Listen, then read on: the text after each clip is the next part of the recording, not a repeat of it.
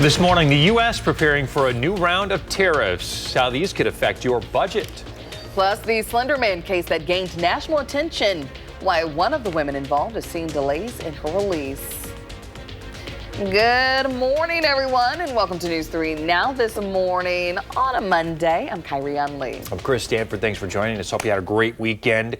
As we look ahead to the week, we've got a lot of stuff happening on the weather. We've got a couple of alert days in the forecast. Chance we could see some pretty significant precipitation. Yeah, lots of up and down. Got some snow, got some rain. But at the end of the week, things looking good. But let's check in with Savannah so she can get us up to date on what you need to know for this morning. Good morning, guys. For this morning, we're only waking up to temperatures that are near freezing level, which is mild and even much warmer than both weekend days what we started with. But we could see a few showers later in the day. Really tonight into early tomorrow morning, that's our better chance. And then that chance will only increase the later into Tuesday we get. That's basically mid to late afternoon tomorrow when alert day conditions will be in place all across southern Wisconsin, first for heavy rain, and then into Wednesday as winds are going to really increase, and then even some light snow showers to moderate snow showers behind that as the low starts to move out of here. And we'll time all of that out coming up in a bit, guys. All right, we'll talk to you then, Savannah. Thank you. New this morning, a police chase ends with a suspect dead, and this morning state officials are investigating. It happened in the town of Blue Mounds yesterday. The DOJ says the Wisconsin State Patrol tried to initiate a traffic stop, but the person failed to stop and it led to a pursuit. The pursuit ended when the person crashed and they were pronounced dead on the scene. New tariffs are on track to start tonight. They include a 10% hike on Chinese imports. That's on top of last month's increase. The executive order also calls on tariffs for most Canadian and all Mexican imported goods worth more than $800. U.S. companies are the ones who have to pay those tariffs. Economists say that the tariffs could increase prices for things like shoes, electronics, groceries, and especially vehicles. Another concern is that Mexico, China, and Canada could also impose retaliatory measures. The Treasury Secretary says Americans shouldn't worry, though, about inflation. His department will appoint an affordability czar. A Waukesha County judge has delayed the release of one of the women involved in the Slender Man case from 2014. Morgan Geyser's release plan had been set to be finalized today. However, the judge has now pushed the hearing to Thursday. Staff at the Winnebago Mental Health Institute, where Geyser is committed, raised concerns after they learned about the type of books she has been reading. The reading material that she's so focused on has themes of sexual sadism and murder and the sale of human organs on the black market. All of these things that the treatment team at Winnebago had no idea that she was so interested in. Staff also raised concerns about Geyser's contact with a man with an unnatural interest in her crime.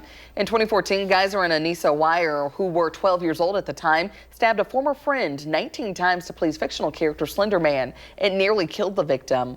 Wire received a sentence of 25 years to life, while Geyser was sentenced to 40 years to life in mental institutions. Wire got released in 2021. Madison nonprofit Own It is helping people of color overcome barriers that prevent them from owning a home. The Dane County Board approved a resolution recognizing a series of local racial covenants. These covenants are unenforceable, but the legacy of discrimination still exists. In this week's For the Record, Will Keneally spoke to one owner, one of the co-founders, about the importance of the Dane County resolution.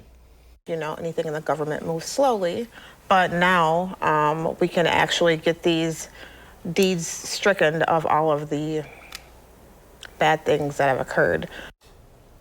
Own It works with other community organizations to mentor families and provide grants to help Black and brown residents buy a home. A 75-year-old woman is critically injured and an investigation is underway after a crash in a Stoughton parking lot. Stoughton police say a man backing out his vehicle accidentally accelerated. He struck the woman who had been trying to direct him as he was backing out. The woman got pinned between the building and the vehicle. She had to be flown to a local hospital. Oak Creek police asking for your help this morning finding a 13-year-old. Liliana Sala has been missing since Saturday. She was last seen wearing a black winter coat, blue jeans, and white Nike shoes. You can contact Oak Creek Police with information. This morning, raging wildfires in the Carolinas are threatening homes and prompting evacuations. South Carolina's governor has declared a state of emergency. More than 150 wildfires are burning in the state. Helicopters are dropping water on the flames with dry brush and gusty winds, adding more fuel. The Red Cross and other organizations are offering assistance to those forced to evacuate as neighbors hope and pray for the best. I've never seen anything like this anywhere. There have been no injuries reported, but the threat is expanding. President Donald Trump has signed an executive order making English the official language of the U.S. It marks the first time in U.S. history an official language was designated on a national level. The order rescinds a mandate from the Clinton White House that required agencies to provide help to people who don't speak English. The agencies will still be able to do that. The U.S. Census Bureau says about 80% of American households use English as a primary language. Dozens of states have already approved legislation that makes English their official language. In the Middle East, Israel warned of further consequences after it stopped the entry of all goods and supplies into the Gaza Strip. It's an effort to pressure Hamas into accepting a new deal, extending a fragile ceasefire. Both sides did not say the ceasefire ended, though. Hundreds of aid trucks have entered Gaza daily since the beginning of the ceasefire. It's unclear, though, what the immediate impact of the cutoff would be. A deal that would give the U.S. partial access to Ukraine's minerals is left unsigned. Treasury Secretary Scott Bessent says it's off the table for now. It comes after a clash between President Donald Trump and Ukrainian President Volodymyr Zelensky in London. More than a dozen leaders from Europe and Canada met with Zelensky for an emergency summit. Afterwards, United Kingdom Prime Minister said the group is working on a Russia-Ukraine peace deal to present to President Trump. Zelensky told reporters he believes he can salvage his relationship with Trump. Well, it's Women's History Month, and one local business is starting off with a milestone. Storybook Ballet at Hilldale is celebrating its 25th anniversary. Owner Meredith Mass has been a professional dancer since she was 17. It hopes to continue to pass lessons on for generations to come. We have the unique component of bringing in ballet stories and fairy tales into our classes as well. So there's a lot of imagination, a lot of creativity, a lot of just the heart of ballet, storytelling, not just the physical part, but the drama and the storytelling and pantomime and costumes. The studio's theme revolves around fairy tale books, some of which Mast has written herself. Congratulations, 25 years, what an accomplishment. Yes, congrats. Well, let's check in with Savannah. What's coming up? Guys, today will be cloudy. We could see a few showers overnight into tomorrow, though widespread heavy rain prompting alert days, and because of windy conditions along with snow, we'll time all of that out coming up. And we're gearing up for Fat Tuesday in the 608. I'll take you to a local favorite to see how they're preparing for one of the biggest days for business. You're watching News 3 Now this morning, moving forward. In the 608 this morning, it's Ash Wednesday coming up this week, which means a big day for local bakeries is coming up tomorrow. Josh Spider is here with a tasty preview. Good morning. Hey, good morning, guys. We know Fat Tuesday is a big one in these parts, so we stopped by local favorite Greenbush Bakery to see how they prepare for one of their biggest days of the year. Well, we want to welcome Taylor Carlson, owner of Greenbush Bakery, in. Taylor, thanks for having us to Greenbush. Yeah, thanks for coming in. So you guys are gearing up for Fat Tuesday, and this has got to be one of your busiest days of the year. Yeah, it really is. I mean, beyond National Donut Days, definitely our Christmas of the year where it's our busiest day. Fat Tuesday is definitely up there in top 5 busiest days. So you guys are celebrating 29 years as a family business. You recently took over for your grandpa, so this is kind of full circle for you. Yeah, for sure. I mean, I've been doing it full time now for 8 years, but I've grown up around the business, and yeah, it's kind of fun. We got the whole family involved. So you know, you're kind of living up to the Donut Man's legacy now. Yeah, that's got to be pretty exciting. Yeah, for sure. He taught me a lot. You know, it's an enjoyable business. I mean, being around donuts every day, everyone that's coming in, we've got so many longtime customers that you kind of get to know people, and you know, ingrain yourself into the community and build those relationships. And yeah, it's a fun thing. Of course, Fat Tuesday comes Punchkis, and this is a big day. I mean, how many do you make in Fat Tuesday? Yeah, it's always a guessing game on these holidays. I would say between both locations, we'll probably roughly make around like 4,000 of them. 4,000? Just for Fat Tuesday alone. And yeah, we'll be making them Sunday through Tuesday. It's kind of a never-ending cycle around both of our bakeries for production. We're making our donuts fresh at both locations. So yeah. You know, not many families can say that you've been in business for almost 3 decades. I mean, that has to make you guys feel very, very good. Yeah, it's awesome. And you know, we obviously have the 2 locations, one on Regent Street, one on the east side, and we've, you know, continued to grow our wholesale throughout the, you know, Madison area. We just got into all the mocha coffee shops not too long ago. Between 2 locations, you know, we've got probably about 40 employees. I've got a lot of help from my family members too. Whenever, you know, you need to fill some gaps, if you're shorthanded a certain weekend or whatnot, my brother helps out as needed. He's a teacher in Madison, and my mom's the same way. She helps out on weekends and summers. So yeah, it's fun. We got the whole family involved. So.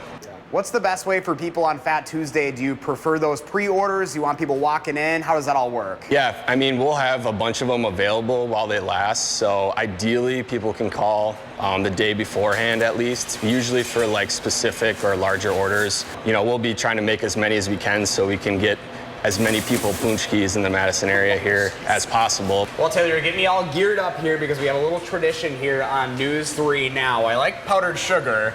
It looks like you got just a little bit for me there. Yep, here you go. You ready for this? Yeah. You might get a little messy. Here we go.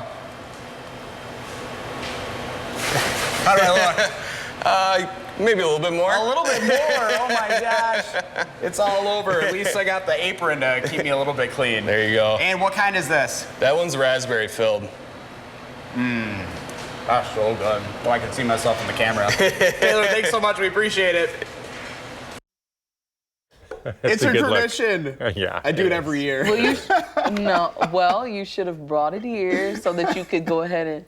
I think I'm still pulling powdered sugar out of my ears and whatever. Photojournalist Spark Schilling thought that it was, I could have done a little bit better. I could have made it a little bit more dramatic. I think you could have made it a little bit more dramatic. You know what? Wish if I had known. I know. I would have just brought my own here just so you can make it more dramatic for the live audience right here. Just think about that. 4,000 is how many they're preparing to make for tomorrow. And you didn't bring one. Well, I know. We shot this last week. They're busy. We'll have to go over there and pay him another visit. Exactly, because those look very good. I had the raspberry one. Oh, my goodness. It was just a dream. Yes. Just a dream. Just all there, all the powdered sugar. Plenty to go around. Well, Josh. And more, yeah. You always get the good ones. Thanks, Josh. We try. Josh is always looking for inspirational stories to share with you folks at home. Got something for him? Reach out and let him know about it. Well, let's check in now with meteorologist Savannah Brito.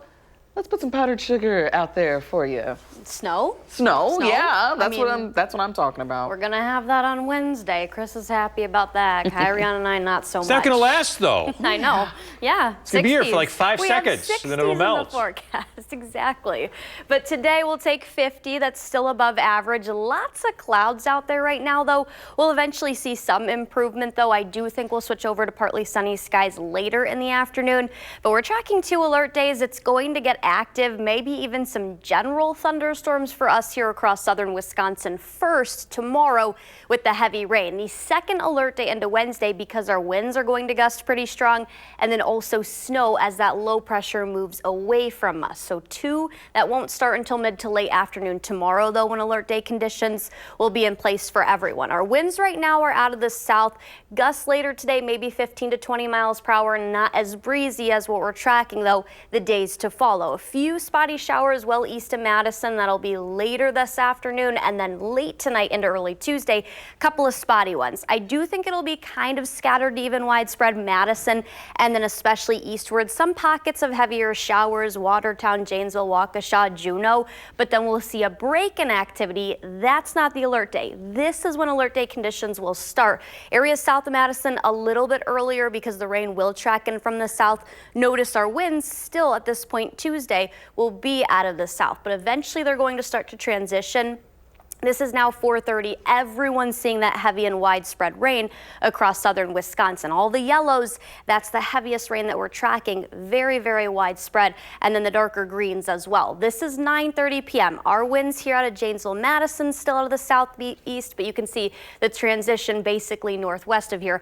And that's also when temperatures are going to fall. We'll be warmest midnight till about 3 or 4 in the morning at the earliest. And then that transition over to snow with the cooling temperatures. Our winds back out of the north. This is 3 a.m. showing temperatures a lot cooler northwest of Madison.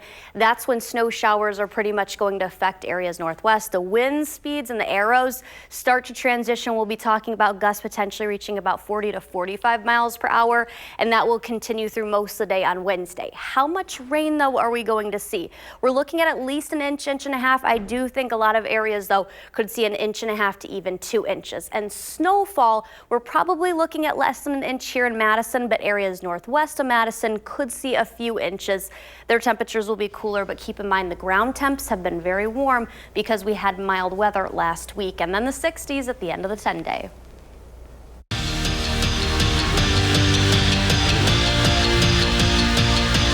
Selection Sunday is now less than 2 weeks away, and the seed that Wisconsin men's basketball draws in the big dance could depend on the outcome of yesterday's game at Michigan State. The good news is the Badgers have won 3 straight in East Lansing, but you know it's always going to be a dogfight to get the job done. John Blackwell, a Michigan native, excels in these kind of games, puts the Badgers up 2 late in the first. He finished with a team-best 19 points. The Spartans, though, separated in the second half, growing an 8-point lead with less than 10 minutes to play, but the Badgers, they didn't go away. Nolan Winter finishes off a 7-0 Wisconsin run, knocking down the triple to make it a 1-point game, but that's as close as it would get. The Badgers scored just 1 actual basket in the final 4 minutes of the game and finished 5 for 32 from three-point land, a recipe that won't win you many games. But despite that, Bucky was able to keep it close throughout. A lot for us to learn from. You know, we go 5 for 32 from 3. I thought we had some really good looks, some open looks from the right guys. You know, some of that's Michigan State's defense. They've, you know, have defended well for the vast majority of the year. So, but even with 5 for 32, I thought we were in position.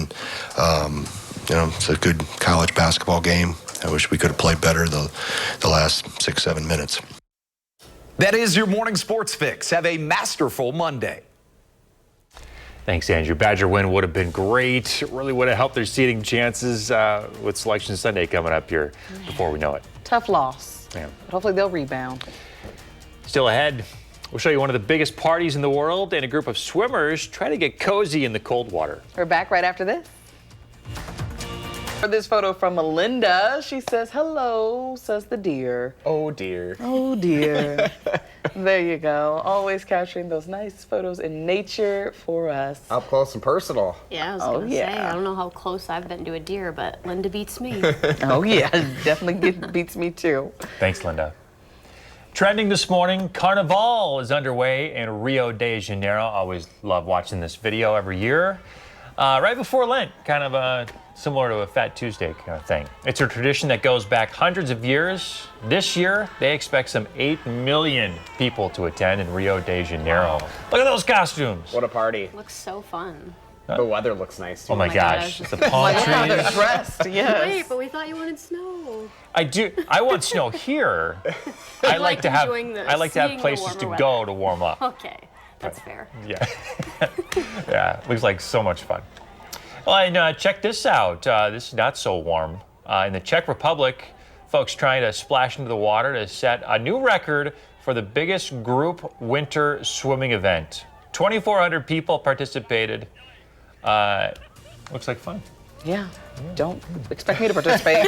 Nope. Hey, we'll have that alert day forecast coming up. Bring a double homicide investigation in Waukesha. We have the details in the search for victims and a person of interest. Plus, a call for action, what to know about our consumer advocacy initiative ahead of our annual telethon. Well, good morning, everybody. Thanks for tuning in on a Monday to News 3 Now this morning. I'm Chris Stanford. And I'm Kyrie Lee. Thanks for waking up with us this morning. It's Monday. Let's get up and at 'em. Let's start the week out strong. Yeah, we got some things to be aware of, though, in the weather. Got a couple of alert days, a lot of precipitation. You've been tracking this for a while, Savannah. What do you think the type of precipitation is going to be when it gets here? I think it'll be heavy rain to start with your alert days Tuesday and Wednesday, but we'll see that transition in with brief freezing rain or wintry mix, and then that transition solely over to snow. Temperature is not bad right now. We're waking up in the lower to mid 30s across Dane County. It is a little bit cooler northwest of here, and that's mainly everyone seeing wind chills outside this morning, but the coolest are north and northwest of Madison. Our current wind chill down to 23, so almost what feels 10 degrees cooler, but then we've got 2 alert days in the forecast. All of southern Wisconsin going to see heavy rain. And then by Wednesday, because of the snow and also very gusty conditions we'll see. We'll talk about all that, talk about how much rainfall and snowfall we could see as well. All right, talk to you then. New this morning, a police chase ends with a suspect dead. And this morning, state officials are investigating. It happened in the town of Blue Mounds yesterday. The DOJ says the Wisconsin State Patrol tried to initiate a traffic stop. The person failed to stop and it led to a pursuit. The pursuit ended when the person crashed. They were pronounced dead on the scene. In Waukesha this morning, 2 people are dead and a person of interest is in custody. Authorities are investigating it as a double homicide. Police in a small town in Kansas say they took a juvenile into custody that is a person of interest in the double homicide. Police first found one person dead in a home after a welfare check on Friday. Then Saturday night, police announced a second person had been found dead. Neighbors say they watched the entire search unfold. We had 15, 20 vehicles here yesterday, all night, most of the night, and people walking in the, by the pond with flashlights. It's been about 2 weeks. The garbage hasn't been out, and we just assumed they were on vacation. Investigators have not yet officially identified either victim nor said how they died. They also have not explained the gap in time between the discovery of the 2 bodies. Meanwhile, in the Kansas town of Waukene, police say the person of interest is awaiting extradition to Wisconsin. Multiple people are recovering and even more are displaced after a house fire in Chippewa Falls. It happened Sunday morning around 5 o'clock. Crews responded to a home on Herschel Street in the central part of the town. When they got there, they found the home engulfed in flames. Firefighters ended up rescuing a cat and reuniting it with its owners. EMS responders treated 2 people at the scene for injuries. The Red Cross is helping the people displaced. The building has about $150,000 in damage. Chippewa Falls Fire and Police are still investigating. Further south, a shed is a total loss from another fire. This happened off Highway 33 in Coon Valley, just east of La Crosse. Fire crews found the shed engulfed in flames yesterday. Crews were able to put out the fire in about an hour and a half. They learned the owner had been burning cardboard in a burn barrel. The grass next to the barrel caught fire, and so did the shed shortly thereafter. Well, the state Supreme Court election is 4 weeks and 1 day away. Susan Crawford and Brad Schimmel are running for an empty seat on the bench. It's an election that'll decide the ideological balance of the court. State Supreme Court elections are technically nonpartisan, but liberals and conservatives are lining up behind Crawford and Schimmel, respectively. They're doing so with some key races on the line, or key cases, I should say. Judge Crawford joined us on For the Record to explain how that affects her campaign. As I'm out talking to voters, I make sure to tell them that, if you ask me a question about how I'm going to decide this case or how I'm going to decide that case, I just won't answer that. I can't. It's really important for judges to keep an open mind until a case is fully submitted and only then make a decision. That's what I do every day as a judge. It's what I'll do on the Supreme Court. You can watch the rest of the interview and the complete For the Record broadcast on channel3000.com. Next week, we'll hear from her opponent, Waukesha County Judge Brad Schimmel. You can tune in to watch that Sunday at 10:30 here on News 3 Now. That's when For the Record airs every week. It's National Consumer Protection Awareness Week, and News 3 Now helps protect consumers through the Call for Action initiative. Call for Action's a national organization, and we have a team based right here in the building. Tomorrow, we're hosting our annual telethon. Our consumer reporter, Michelle Renee Quinn, shows us how Call for Action works. Call for Action helps educate consumers and solve their problems. We do a lot in the health industry. People don't think they've been billed right for health services they've had. Sometimes identity theft gets into the health area, unfortunately. Scams, fraud, home improvement, or auto repair issues. They've made a purchase online and they didn't get the merchandise. So a wide variety of things that we help consumers with. You can call for action and speak to a volunteer Tuesday, Wednesday, or Friday between 11 a.m. and 1 p.m. If it's outside those hours, they can always call and leave us a voicemail message, and one of our consumer advocates will get back to them. Their help ranges from advice to action, connecting consumers to resources and advising them on how to report incidents to state or federal agencies. And sometimes it's us just directly jumping in and getting in the middle of things and trying to mediate a resolution. A recent call for action success resulted in helping a 77-year-old woman get her car back after it was in the shop for more than 8 months. They've been working with me, and I thanked her very much, for doing what she did. I'm gonna cry because it was enough for you guys. I'd still be without a car. No matter your age or your problem, Call for Action volunteers are ready to help. Michelle Renee Quinn reporting that telethon runs tomorrow afternoon from 4 to 7 o'clock. You can call for action anytime, though. 608-270-2833. You can also fill out a form online at channel3000.com/call-for-action. Coming up after the break, new details on this year's Concerts on the Square, including some of the early performers. And we do have a little bit of a wind chill out there. Winds are not breezy, but we'll talk about when that changes and how much snow and rainfall we're going to see with your alert days tomorrow and Wednesday. We're also gearing up for Fat Tuesday in the 608. I'll take you to a local favorite to see how they're preparing for one of the biggest days for business. Hi, I'm Wendu from Chicago. Savannah, plan my day. Well, Wendu visiting Madison, you can expect a few showers. That's really going to ramp up late tonight into tomorrow, but a mild day ahead too, where temperatures later this afternoon actually reach near 50 degrees. We will also see breezy conditions. That really is going to take place tomorrow into Wednesday, and when our alert day conditions will be in place. Mid to late afternoon, first for the heavy rain, and then that will transition in with some breezy conditions. We could have winds topping out at 40 miles per hour, and then some snow behind that. That second half, the wind and snow, that'll come on Wednesday, so that second alert day, because conditions are going to be cold. Will be warmest after midnight, and then temps will fall through the day.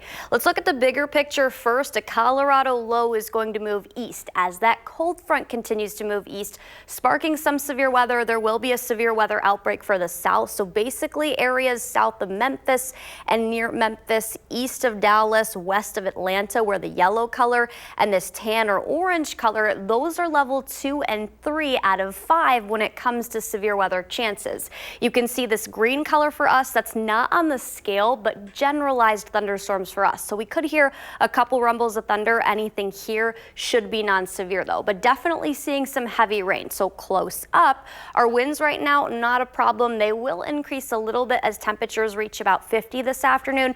Few showers later this afternoon, mainly east of Madison, and then we'll see scattered showers develop overnight. Winds still not going to be that big of a deal. This is 11:30 later tonight. We'll see a break in activity from Madison and eastward. Areas could see a few pockets of heavier showers, but that's not when alert day conditions will take place. That'll be later tomorrow. This is 1 to 2 p.m. Already showing some heavy showers for Monroe and Janesville. That'll increase in both intensity and coverage. All the yellows is going to be the heaviest rain. This is about 4 to 5 tomorrow. Everyone's seeing that heavy rain as that low continues to track further south of the viewing area. I do think eventually going to see our wind speeds transition out of the north pick up, and then we'll also see that transition to snow. So everyone Madison and east still seeing heavy rain early Wednesday morning, but areas that cool down a little bit sooner, this will be the warmest part of our day, and then temperatures continue to fall. Snow for areas northwest of Madison, and then everyone going to see that transition with winds. You can see how fast the arrows are moving. Those speeds are going to be upwards of 20 to 25 miles per hour, but our gusts, those will be close to 40 to 45 miles per hour.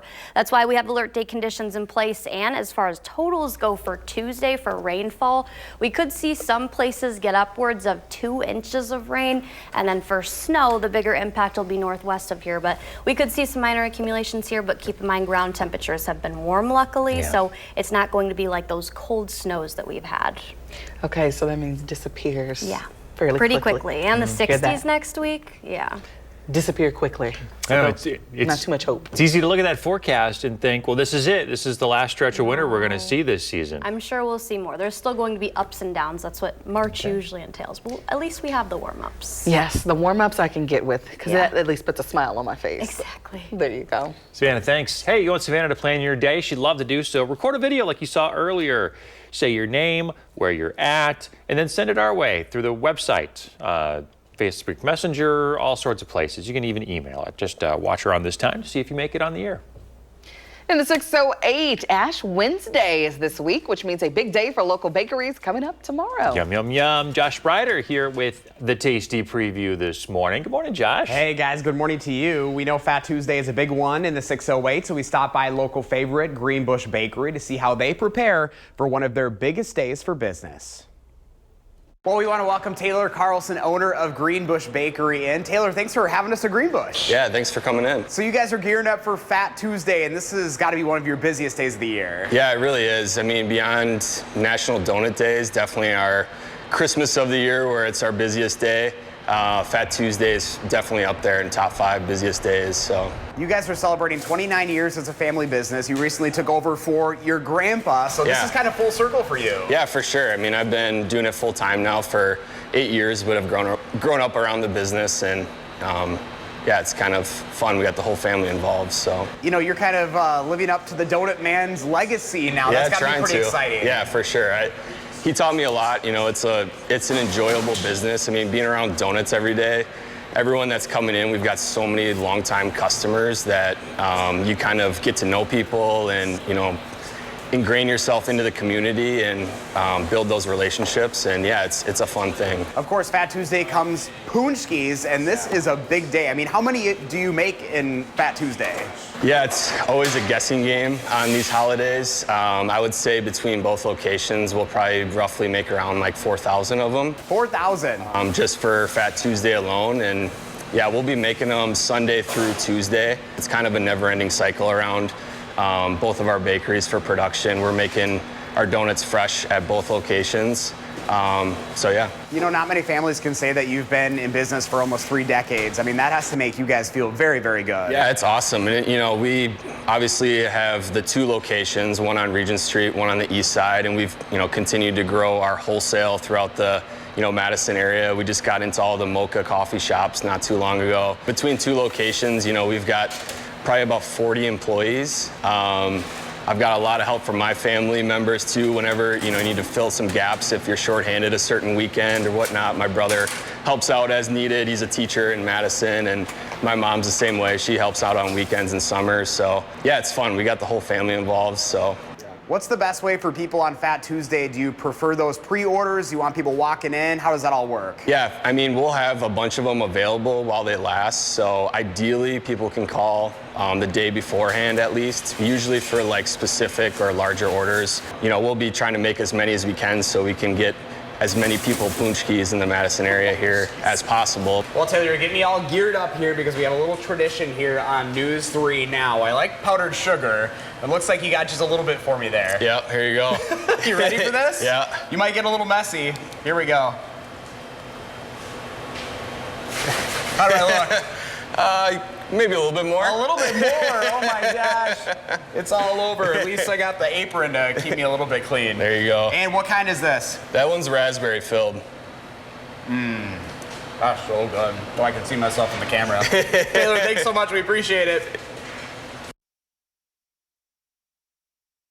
Nothing like some shenanigans for you on a Monday morning. You were holding back. I know I was. So here's the thing. We did this at like 11 o'clock right before the noon show last week. So I was like, still had to get I'm like, I can't get it all over like I typically do because I had to be on TV like right after that. So even Mark Schilling, our photojournalist, was just kind of like, yeah, you could have done that a little bit better. And I was like, I was a little nervous because I was still pulling powdered sugar out of places that there shouldn't be powdered sugar in. That's funny. Let's see, would have just blended right in with the powder foundation. So you could have just Just blended it in. Nothing a little blending brush can't do. You could have gone full mime makeup. I could have. I'd like to see how the viewers will take that. Oh my gosh. But I had a raspberry one. I tell you what, it was I want one right darn now. good. Looks so good. So good. Yeah, they open up 6 o'clock tomorrow morning in both locations. Today, get those pre-orders in if you want a big order for tomorrow. 4,000. That's so many. Yes. Love that time. for small businesses, though. Gotta love it. Big time. Yes. Well, Josh, thank you. And remember to let Josh know what inspires you in the 608. You can reach out either on social media or email us at in the608@WISC-TV.com for a chance to be featured. The warmer months are right around the corner, which means it's almost time for concerts on the square. The Wisconsin Chamber Orchestra announcing the lineup for the 42nd season. It'll run Wednesdays, of course, from June 25th to July 30th. And this is truly a community event. It's a free event, but supported and funded by our community, by our local community, by our food vendors. So we are planning for 10 months on putting this event together. The concerts are always free. They'll be back on the King Street corner of Capitol Square. Lay your blankets out starting at 3. Streets close at 5. Performances start at 7. This year's season kicks off with Dancing in the Street on June 25th. Las Vegas-based group Radiance will join the orchestra to showcase the hits of Motown from legendary acts including the Vandellas, the Supremes, and Aretha Franklin. But it's really music that will just enhance everybody's experience. You can say, is it a picnic with music, or is it a concert with a picnic? The concert will also include the performance of an original work by a local composer, Autumn Maria Reed.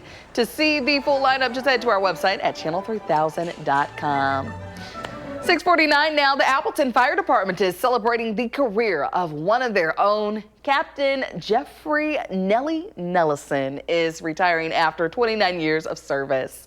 Captain Nellison spent his entire career in Appleton. He joined the department as a firefighter in July 1995. Nellison then became a driver and engineer in 2001 and a lieutenant in 2007. He earned a promotion to captain just 3 years ago. Well, congratulations, Appleton Fire Department.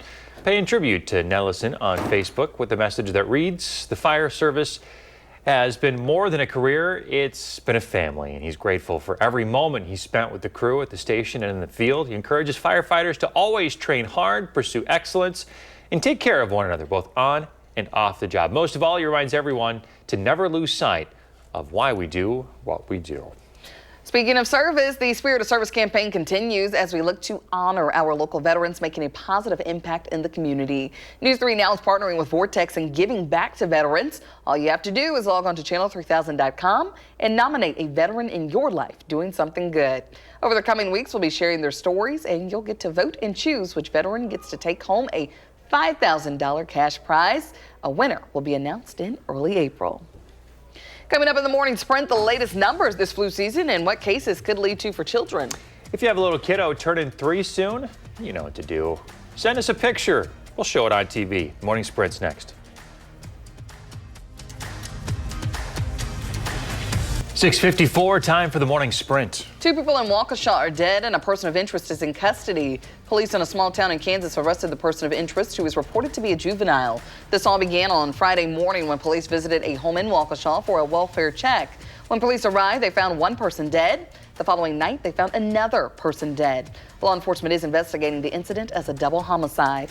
A woman involved in the Slender Man case from 2014 will have to wait for her release. A Waukesha County judge ordered a delay. Morgan Geyser's release plan was supposed to be finalized today. The judges pushed that back to Thursday, though. It comes after staff raised concerns about the books that Geyser had been reading. New this morning, the State Department of Justice is investigating the death of a person after a deadly pursuit. It happened in the town of Blue Mounds yesterday. The DOJ says the Wisconsin State Patrol tried to initiate a traffic stop. The person failed to stop and it led to a pursuit. The pursuit ended when the person crashed and they were pronounced dead on the scene. The Oak Creek Police Department's asking for your help this morning, finding a missing 13-year-old Lilian Asala. Keep your eye out for her. They say that she was last seen wearing a black winter coat, blue jeans, and white Nike shoes. She's been missing since Saturday. If you have any information, please call Oak Creek Police. This flu season is being considered the worst in 15 years. Doctors are worried it could also lead to life-threatening brain complications in children. The CDC says 86 children have died from the flu so far this winter, and at least 9 experienced brain complications. This comes as the Trump administration canceled a meeting to plan the next flu vaccine. Well, today we're tracking a few showers. That's mainly going to be late tonight, a little bit widespread into early tomorrow, and then very heavy widespread rain tomorrow, prompting an alert day. Behind that, as the system starts to move out of here, we'll see that transition to snow and very breezy conditions. That's the alert day for Wednesday. Thursday looks pretty good, another system Friday, and then 60s next week. 60, so just got to get through these couple of alert days to make sure you're staying weather aware. Absolutely. We could see a couple thunderstorms here, but not anticipating severe weather. Okay. All right. Savannah, thank you. We're back in 30 minutes.